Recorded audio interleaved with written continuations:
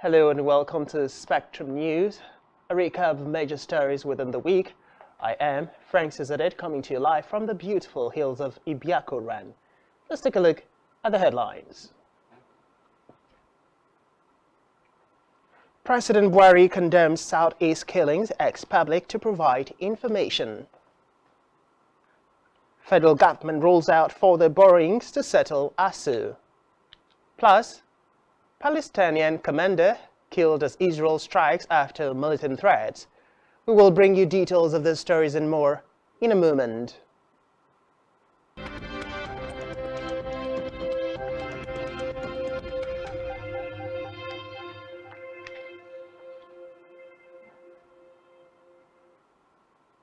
First in the news within the week is a report that President Muhammadu Buhari has condemned the killing of non-indigenous and law enforcement officials by terrorists in the southeast.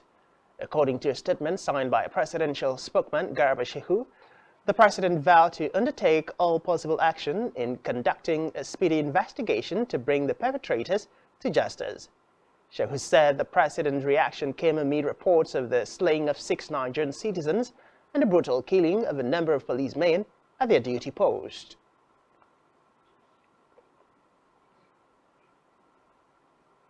Meanwhile, in a bid to ensure food sufficiency in the country, the federal government has begun the construction of Agricultural Machinery and Equipment Development Institute in Lafia, the Nasarawa state capital. The executive vice chairman of the National Agency for Science and Engineering Infrastructure, Mohammed Haruna, stated this during the groundbreaking ceremony of the institute. Haruna said citing the institute in Nasarawa State was part of the directive given to the agency by President Muhammadu Buhari to revolutionize farming and food processing using technology. He said the agency had succeeded in the development of some relevant equipment and machines in the food value chain, from cultivation, planting, weeding, harvesting, post-harvesting, and food preservation. On a sad note, President Muhammadu Buhari has joined family, friends, and associates in mourning the death of former Inspector General of Police Mustapha Balogun. In a condolence message by a special advisor on media and publicity, Femi Adesina, in Abuja, the president also commiserated with the Nigerian police force, where Balogun spent the better part of his life serving. The president recalled that Balogun, during his tenure as IGP, had a penchant for boosting the morale of officers and men in the force, acknowledged by those who served under him. According to the president, his thoughts and prayers are with the family, the government, and the people of Osun State, former colleagues of the deceased police chief, and his departed soul. In a separate development, President Muhammadu Buhari has congratulated 2 of his 8 senior special assistants on household and domestic matters, Sarki Abba, and the State Chief of Protocol, Lawal Kazore, on their conferment with Niger Republic's highest civilian national honors. The president's congratulatory message was released in a statement by Senior Special Assistant on Media and Publicity, Garba Shehu. The president, who received the awardees when they brought him the certificate and medals of honor, said he considered the honor as emblematic of the long-standing mutual friendship between the 2 nations and their people. President Buhari also extended felicitations to Governor Badaru Abubakar of Jigawa State, Mohammed Matawale of Zamfara State, as well as businessmen Aliko Dangote and Abdul Samau Rabiu, who were also conferred with the honors at the Independence Day ceremony. Away from that, the federal government has begun screening of 285 research and development proposals for the Nigeria Czech Republic 20.5 million naira grant for Nigerian scientists and engineers. These are in response to the government's call for submission of proposals through the National Agency for Science and Engineering Infrastructure and Government of Czech Republic's allocation of 20.5 million naira as grants to Nigerian researchers. The chief executive of the agency, Mohammed Haruna, made this known in Abuja at the assessment of the Delta II project, committee members expected to make the final selection. He said the call for proposal, which commenced on May 18th and closed on July 17th, had a breakdown of 71 applications from the agricultural sector, 22 from mining, 181 from technology for SMEs development, and 11 multiple submissions. In education, the federal government has promised to include the security of schools in the 2023 budget. The Minister of Finance, Budget and National Planning, Zainab made this known while speaking at the Safe Schools Summit organized by the Emergency Coordinator Center in Abuja. She noted that consultations were underway with states, local governments, and stakeholders to identify the most transparent, effective, and accountable ways of mobilizing and deploying resources. Ahmed also said the National Financing Plan for the security and safety of schools across the country would be unveiled before the end of the third quarter of this year. She added that the Federal Minister of Finance, Budget and National Planning had established a committee with members drawn from the relevant ministries, departments, and agencies, including the Federal Minister of Education, the military, and other security agencies for this purpose. Still in education, Minister of State for Labor and Employment, Festus Keyamo, says government will not allow the Academic Staff Union of Universities, ASU, to plunge it into another burden of borrowing. Keyamo made the remark during a televised interview today. He alleged that the federal government had explored all avenues to reach a truce, but the striking ASU members turned deaf ears. According to Keyamo, ASU failed to honor dialogue with the key stakeholders holding the purse of the federal government. In the meantime, the Joint Admissions and Matriculation Board (JAMB) has raised an alarm over a smear campaign against its management and officers. JAMB's head of Public Affairs and Protocol, Fabian Benjamin, said the smear campaign was sponsored by those against the board's reforms, which had blocked their sources of illicit wealth. Benjamin alleged that those behind the falsehood were using a faceless non-governmental organization to circulate the allegations. Meanwhile, the zonal executives of National Association of Nigerian Students, Southwest Zone D, have debunked and disassociated the group from a report calling for the resignation of the Governor of Central Bank of Nigeria, Godwin Emefiele.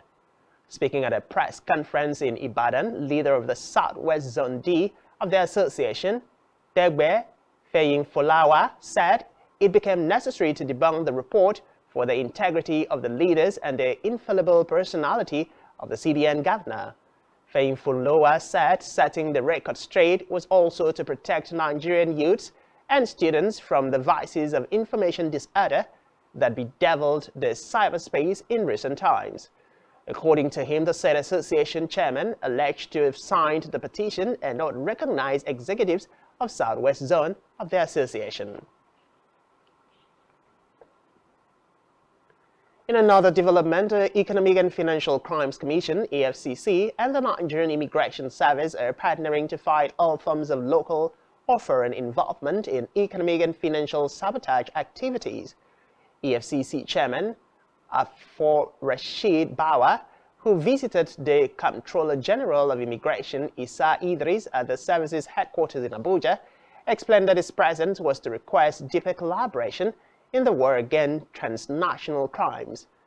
In his remarks, Idris assured that the services would liaise with relevant agencies to protect and improve the Nigerian economy. He confirmed the installation of cutting-edge passenger clearance technological infrastructure that detects wanted or suspicious persons at border crossing points. Idris reiterated the need to sustain the cordial relationship between EFCC and the Immigration Service through regular interfaces and joint capacity building. In politics, the Independent National Electoral Commission (INEC) says extending the voter registration exercise will hamper its preparations for the 2023 general elections. This is according to the Akwa Ibom State Resident Electoral Commissioner Mike Higini, who spoke during an interview with journalists. Higini explained that the electoral umpire would also have to produce and distribute the permanent voter cards to the new registrants. The INEC Commissioner expressed satisfaction with the recent wave of enthusiasm by Nigerians in the electoral process, likening it to what happened in the country in the lead-up to the 1993 polls. Higini further said Nigerians should rather be concerned about voter turnout in the next election, despite the outcry that greeted the suspension of the registration. And back here, Senator Albert Basiakpan Oba has officially emerged the governorship candidate of the Young Progressives Party, YPP, exactly 5 days after the former candidate, Pastor Nyenime Andy, announced his voluntary resignation. A release signed by the YPP State Publicity Secretary Akan Emma noted that Senator Okpan, who was the sole aspirant in the fresh primary ordered by the Independent National Electoral Commission, INEC, had emerged after all delegates from each local government filed out behind him. The primary, duly monitored by INEC, was in line with the 2022 Electoral Act, which stipulates that when a candidate voluntarily withdraws from an election, he should be substituted through a fresh primary within a specified time. At the end of the conduct of the primary, described as very peaceful, the National Secretary of YPP, Barrister Vidiyeno Bamiyi, announced the center his winner of the contest and decorated him with the party's regalia for candidates, including a certificate of return. In his acceptance speech, an elated Senator Okpan promised not to disappoint his family, supporters, party, and entire state as the YPP gubernatorial candidate. He pledged to be one of the best governors Akwa Ibom has ever had when he wins at the poll next year. Aside from INEC, the event was witnessed by the national officers of YPP, leaders and members of Akwa Ibom campaign organization, Oba's structure, his family members, friends and associates from across party lines in the state. On behalf of my national chairman and leadership of the State Working Committee, I officially receive all the decampees. I understand that everyone in this arena has officially declared for YPP. Those who are declared, say aye. Aye. It was stated all through the 10 federal governmental meetings that after Eke Senatorial District, it will be not only the turn of Uyo Senatorial District, it will be the turn of the Iberian Federal Constituency for justice and equity. And this is based on the fact that 18 federal governments have produced a governor. This is based on the fact that Uyo Senatorial Government have produced a governor. The only federal constituency that is yet to produce a governor in Uyo Senatorial District is Itu Iblama Federal Constituency. I have told God, I will fight the cause of my people. It was on the standpoint of justice that I stepped down in 2014. And I'm also running on the standpoint of justice that it is the turn of the Iberian Federal Constituency to produce a governor. I will fight your cause. I will fight your cause. And I will ask God to help me fight your cause. On my own, I can do nothing. But let it be said and let it be told that you had a senator who represented Uyo Senatorial District effectively. You had a senator who was not disappointed at Akwa Ibom. And I will never disappoint. You had a senator who took care of his people to the best of his ability and capacity. Well, the Young Progressives Party, YPP, has officially unveiled its deputy governorship candidate for the 2023 elections in the person of retired Assistant Inspector General of Police, Chief Asukwo Amba Awana. Speaking at the unveiling ceremony, the party's governorship candidate and member representing Akwa Ibom Northwest Senatorial District, Albert Basiakpan Oba, said his choice of running mate was based on the retired AIG's sterling performance and loyalty in serving Nigeria for 35 years. Our correspondent completes the story. The Young Progressives Party YPP has officially declared its deputy governorship candidate in the person of retired Assistant Inspector General of Police, Chief Asukwo Amba Awana. The member representing Akwa Ibom Northwest Senatorial District and YPP's governorship candidate, Senator Albert Basi Akpan, popularly known as Oba, who unveiled his running mate, said his choice was based on the retired AIG sterling performance and loyalty in service for 35 years. Deputy Governor is a man who has served this country meritoriously, who has served this country committedly, loyally, and passionately. After an extensive consultation with stakeholders in Akwa Ibom State, after an extensive consultation with our party hierarchy, after an extensive consultation with God Almighty, the incoming Deputy Governor of Akwa Ibom State and his dear wife, His Excellency, the Assistant Inspector General Police retired, Asukwo Amba Awana. By the special grace of God, the incoming Deputy Governor, to God be the glory. Welcome, Your Excellency. In response, retired AIG Chief Awana expressed his gratitude to Oba and the National Working Committee for the honor to be chosen and promised his loyalty and commitment to ensure the success of the party in the 2023 elections. I am going to be a spare tire. The only difference in my own spare tire, that spare tire is always to lead you to your destination. I will always ensure it gets to the destination. Which took place at the party secretariat had in attendance all party stalwarts, as well as state and national House of Representatives candidates of the party. Edidio Martin, reporting for Spectrum Television. And still to come in the news, Brent crude falls for second session to below $95 per barrel. To stay with us.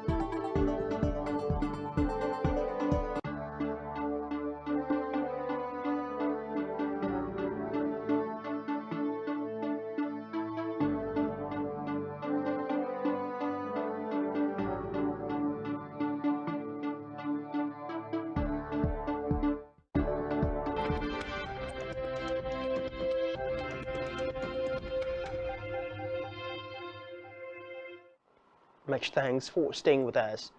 We move now to the African scene, where an ex-guerrilla and former mayor, Gustavo Petro, will be sworn in today as Colombia's first ever leftist president, with plans for profound reforms in a country based by economic inequality and drug violence. The former senator, 62 years old, takes over from the deeply unpopular Ivan Duque for a 4-year term, during which he will enjoy support from a left-leaning majority in Congress. Petro's hard-fought victory in June elections brought Colombia, long ruled by a conservative elite, into an expanding left-wing fold in Latin America that could be consolidated in October with a likely victory for Luis Inácio Lula da Silva in Brazil. At a ceremony in Bogota on the eve of his inauguration, Petro said his government would aim to bring to Colombia what it has never had for centuries, which is tranquility and peace.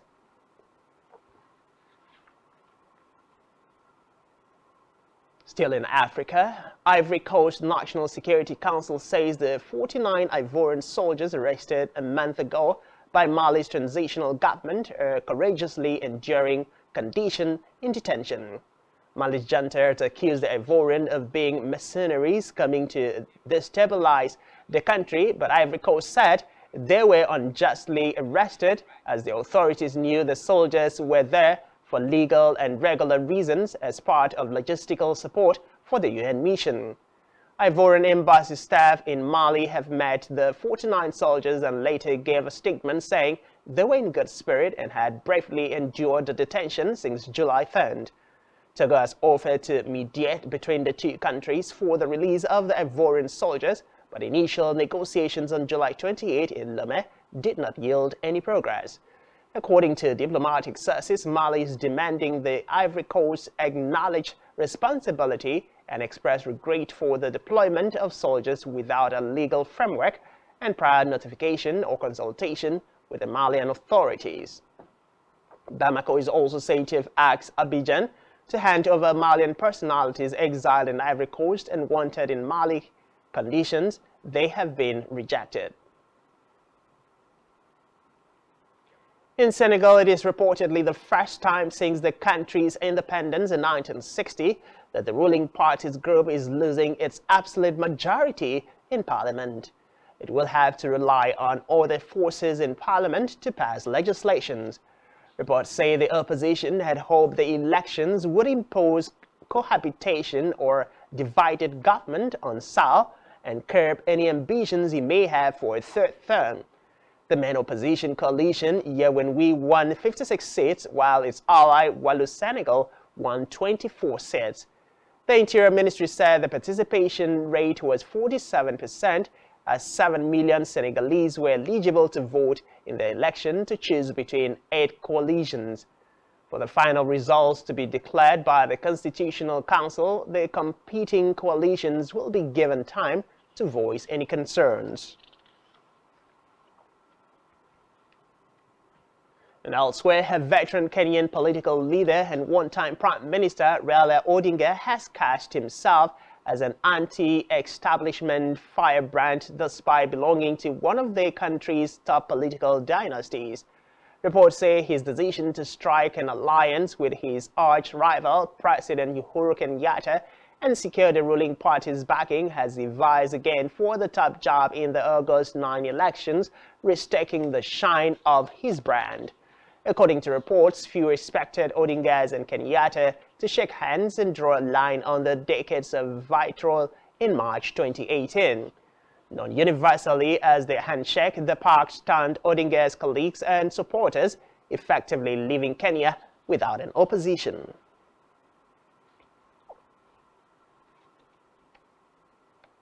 On the foreign scene, the Israeli military says it is attacking targets in the Gaza Strip in response to threats from a Palestinian military group there. Gaza's health ministry said at least 8 Palestinians, including a child and a Palestinian Islamic Jihad commander, had been killed. It follows days of tensions after Israel arrested a senior Palestinian Islamic Jihad member in the occupied West Bank. The Gaza-based Palestinian Islamic Jihad had threatened to hit back by bombing central Israel. Israeli Prime Minister Yair Lapid said Israel would not allow terrorist organizations to set the agenda, adding that anyone who tried to harm Israel would be destroyed by the country's security forces. Still on the foreign scene, 3 more ships loaded with grain have sailed from Ukraine today under a UN-backed deal lifting Russia's blockade of the Black Sea. Turkey's defense ministry said the Panama-flagged Nevista left Odessa for Ireland with 33,000 tons of grain. The ministry noted that 2 ships had left the port of Chronomax. The Malta-flagged Burgen headed to Britain with 13,000 tons of grains, and the Turkish-flagged Polonet sailed towards Turkey with 12,000 tons of grain. It added that an empty Barbados-flagged ship, the Fulmar, was headed to the port of Chronomax to load with grain.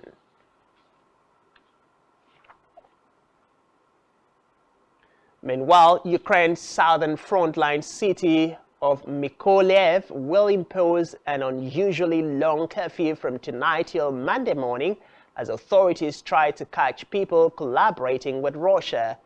Governor of the Mykolaiv region, Vitaly Kim, confirmed this today. Mykolaiv, which has been shelled throughout Russia's invasion, lies close to the Russian-occupied parts of the strategically important region of Kherson, where Ukraine plans to conduct a counter-offensive. Kim told residents the curfew running from 11 p.m. tonight till 5 a.m. on Monday did not mean the city was under threat of facing a looming attack. Still on the crisis in Ukraine, Russian Foreign Minister Sergei Lavrov says Moscow is ready to discuss prisoner exchanges with the United States through an existing diplomatic channel. Lavrov insisted that the discussion had to be within the framework of the channel that was agreed upon by Presidents Vladimir Putin and Joe Biden. It could be recalled that a Russian court had sentenced U.S. basketball star Brittany Griner to 9 years in prison and drug charges yesterday. His sentencing could now pave way for a U.S.-Russia prisoner swap that would include the 31-year-old athlete and a prolific Russian arms dealer.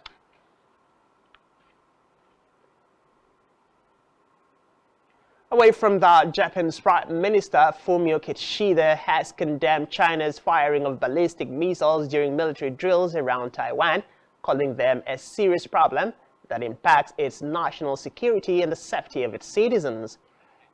Kishida was addressing reporters after meeting U.S. House Speaker Nancy Pelosi for breakfast. He said 5 Chinese missiles appeared to have fallen in the country's exclusive economic zone, with 4 of those believed to have flown over Taiwan's main island. The Prime Minister added that China's action had serious impact on the peace and stability of the region and the international community. Pelosi was in Tokyo for the final leg of an Asian tour that included a stop in Taiwan, infuriating Beijing, which has launched its largest ever military drills around the self-ruled island in response. The 82-year-old politician had defied 10 threats from China to become the highest-profile U.S. official to visit Taiwan in years, saying her trip made it clear that the United States would not abandon a democratic ally. In a related development, China has announced it is sanctioning U.S. Speaker Nancy Pelosi and her immediate family over her visit to Taiwan. Chinese Foreign Minister Wang Yi said Pelosi had interfered in China's international affairs, damaged China's sovereignty and territorial integrity, trampled on the One China principle, and threatened peace and stability in the Taiwan Strait. China reportedly sees Taiwan as a breakaway province that must be unified with the mainland by force if necessary. In the meantime, Chinese Vice Foreign Minister Xi Feng has summoned the diplomatic envoy of a group of 7 countries to lodge protests and representations over a statement made by a foreign minister of the group's member nations and the EU High Representative following U.S. House Speaker Nancy Pelosi's visit to Taiwan. Feng described Pelosi's visit to Taiwan as a blatant political manipulation and a flagrant and grave violation of China's sovereignty and territorial integrity. He said China would certainly not hesitate to make a firm response and that it was natural for China to counter the U.S. and Taiwan's provocation. Feng accused the European side of falsely alleging that there was no change in the One China policies were applicable rather than dissuade and condemn the U.S. actions of escalating tension across the Taiwan Strait and using Taiwan to contain China. Summoning the Canadian ambassador to China, Jim Nickel, Feng asked the Canadian side to immediately correct its alleged mistakes, stop using erroneous words and actions on the Taiwan question, or bear all the consequences.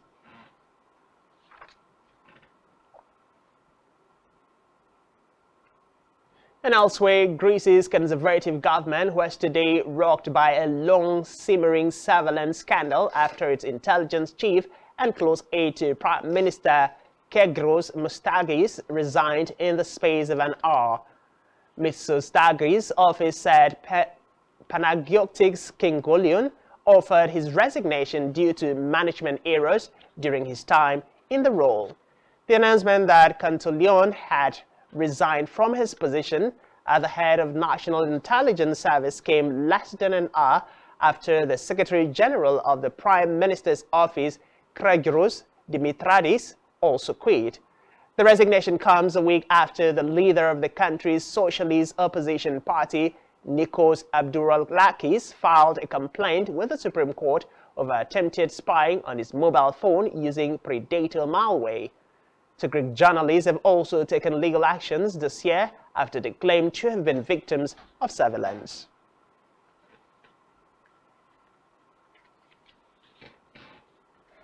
To the United States now, where former President Donald Trump's legal team is in direct communication with the Justice Department officials. This is reportedly the first sign of talks between the two sides as the criminal probe into January 6, 2021 accelerates. The Trump team's discussion with the U.S. Attorney Office in Washington, D.C., which is in charge of the investigation, and stopped January 6 prosecutor Thomas Windham, with the talks revolving around whether Trump would be able to shield conversations he had while he was president from federal investigators. Reports say at this stage the conversations are focused mostly on whether any communications those witnesses from the Trump West Wing had with the former president can be kept from a federal criminal grand jury under Trump's claims of executive privilege. The Justice Department had been anticipating a court fight with Trump over executive privilege. The issue as a reason his grand jury subpoenas have been issued to two former White House counsel's office officials and to former Vice President Mike Pence's chief counsel and chief of staff.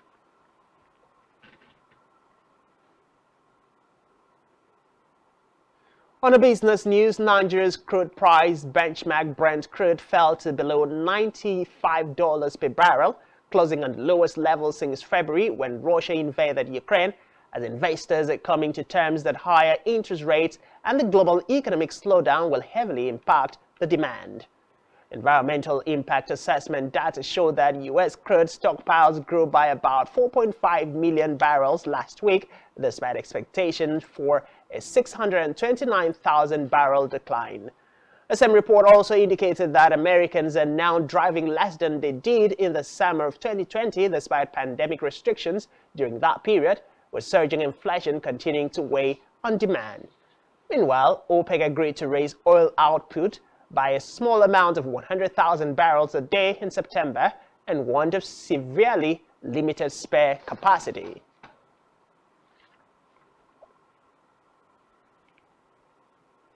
Still in business, U.S. employers added more than 500,000 jobs in July and the unemployment rate dropped, defying fears that the labor market is heading for a slowdown. The jobless rate fell to 3.5% from 3.6% in June as restaurants, bars and other firms continue to add workers. According to data from the Labor Department, the growth was stronger than expected after recent data showed the U.S. economy continuing to shrink. The U.S. Central Bank is raising interest rates to control surging prices as higher borrowing costs reduce spending and economic activity. Meanwhile, top economic officials in the U.S. have said they hope the U.S. labor market will remain strong enough to allow the Federal Reserve to raise rates without triggering a recession. In the meantime, Nigerians who decided to buy dollars to make big gains have been left to count their losses in the last 3 days. Nigeria had opened the new week trading at 680 naira per dollar to 710 naira to a dollar, with many experts predicting it could even get worse. However, since the decision by the Economic and Financial Crimes Commission EFCC to raid several Bureau de Change hubs in Abuja, Lagos and Kano, the Naira has made a big recovery on Thursday at the black market. Naira exchange at 640 naira per dollar and at 70 naira gain in 3 days. The sustenance of the recovery is questionable as foreign exchange demands for goods and services remains constant. Similarly, at the official market, data from FMDQ Securities show that the Nigerian currency strengthened on Thursday to settle at 428.12 to a dollar.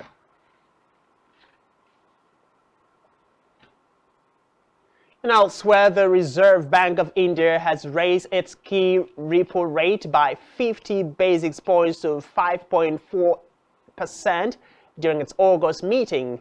This was the third rate hike in a row, surpassing markets' forecast of 35 basis points hike as policymakers tend to bring down inflation, which has stayed up this year. The decision followed a 50 basis points hike in June, bringing the rate to a level not seen since September 2019, as the central bank maintained its inflation forecast for the fiscal year of 2023 at 6.7% and its economic growth at 7.2%. The annual inflation is slightly to 7.01% in June of 2022 amid surging food prices. However, it remained above the Reserve Bank of India's target range of 2 to 6% for the 6 straight months. And still to come in the news, Adegoroye and Oborodun win wrestling gold at Commonwealth Games. To stay with us.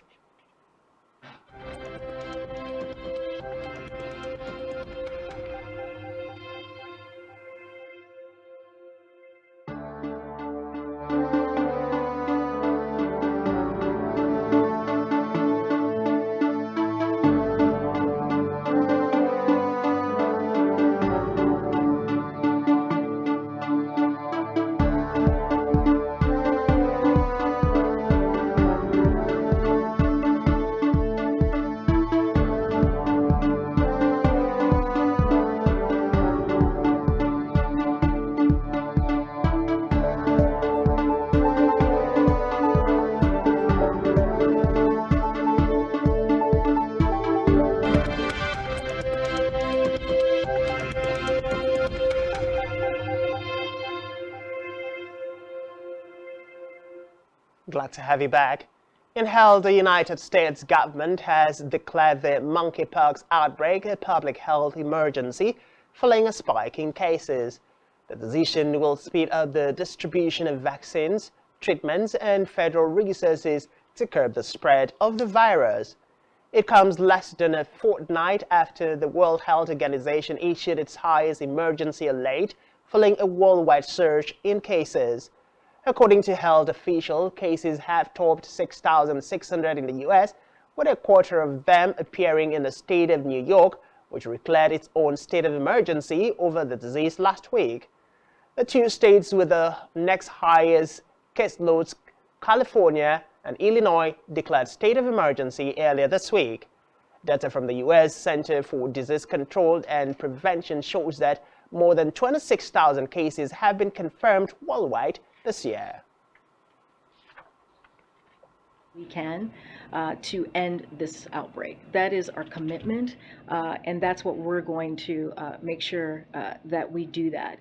So As you all know, the monkeypox outbreak has evolved rapidly and uniquely from prior outbreaks. So we are in a different, it's a different dynamic than it was the last couple times, because monkeypox has been here in this country before. And so we have aggressively responded at different stages of this outbreak. And so just wanted to give you a little bit of that context, because it's spreading at different phases here. So first, within In sports, wrestler Odunayo Adegroye has added to Nigerians' gold medal haul at the ongoing Commonwealth Games, defeating her Indian opponent Anshu Malik 6-4 in the 57-kilogram freestyle category. Two-time reigning Commonwealth Games champion Adegroye was better than Malik, who had won her earlier 2 rounds within a minute.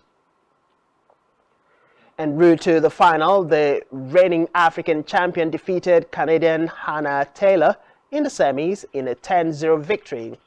Also, wrestler Blessing Oborodudu won a gold today, increasing Nigeria's gold medals to 7. Oborodudu had defeated Linda Maurice in the 68-kilogram women's category final. Still in sports, Alexandra Yusuk's rematch against Anthony Joshua will be available to watch for free on August 20th to fans living in war-torn Ukraine. This is according to boxing promoter Alex Krazuk, who said Saudi Arabian organizers had gifted the TV rights to Yusuk's home country as a gesture of goodwill. Ukraine is still engulfed in an attack which began in February 14th by Ukraine. In another development, Polish striker Robert Lewandowski has been unveiled to the Barcelona fans at the Camp Nou. Lewandowski was presented as Barcelona's new number 9 following his £50 million transfer from Bayern Munich. Reports say the European highest goal scorer has inherited the iconic jersey from Memphis Depay, who has been linked with a Camp Nou exit following Lewandowski's transfer. Meanwhile, Lewandowski turns 34 later this month, but dismissed any suggestion that his best years were behind him at his first press conference at Barca Stadium, even though he did not hit the net for the club in pre-season.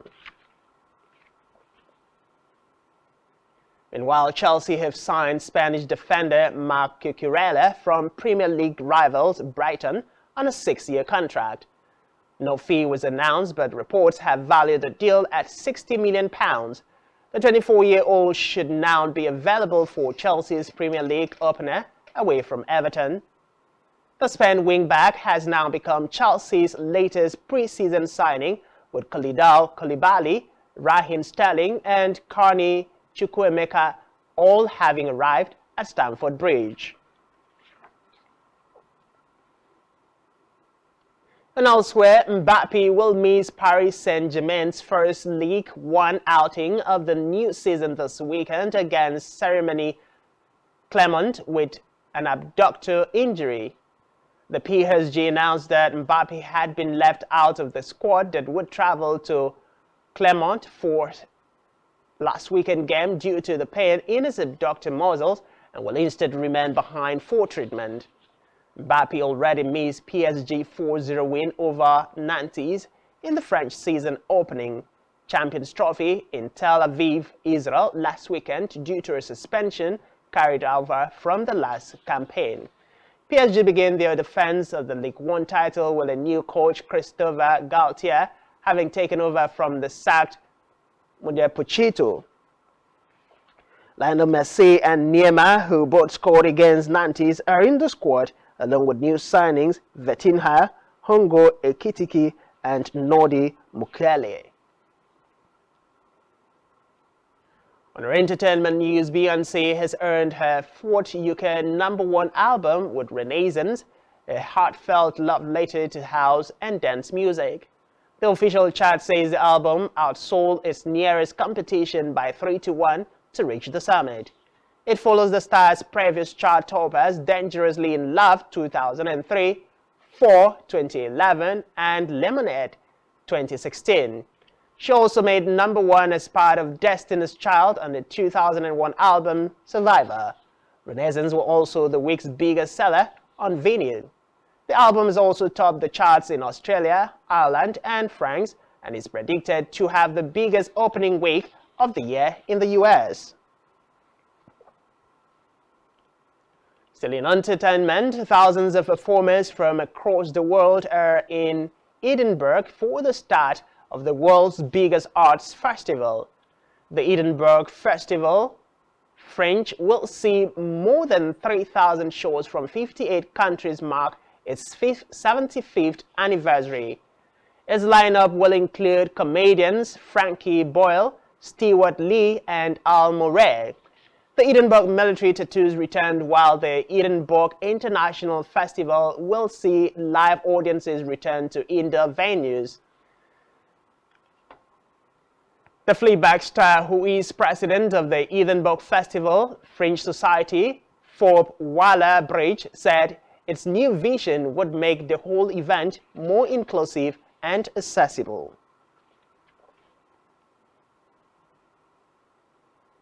Away from that, Warner Bros. Bosses have announced that they are restructuring the firm to focus on DC superheroes movies in the hope of emulating the success of rivals Marvel.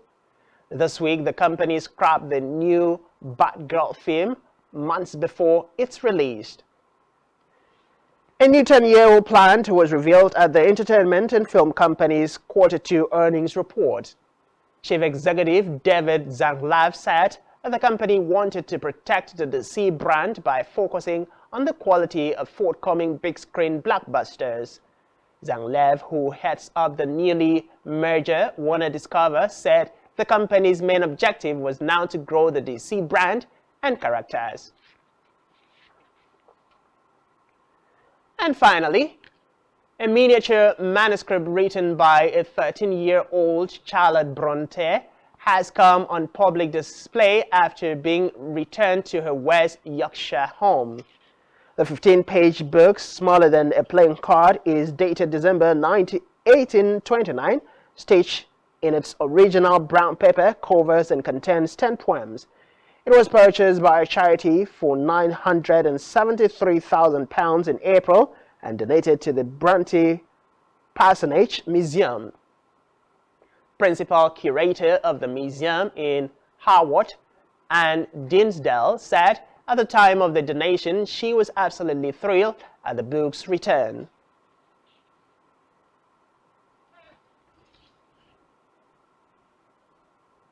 And that's all we have for you at this time. Do ensure to follow us on social media and subscribe to our YouTube channel, all of which you can find on our website, spectrumtv.ng. You've been watching a recap of the major stories in Spectrum News. I am Francis Edit. Do enjoy the rest of your weekend.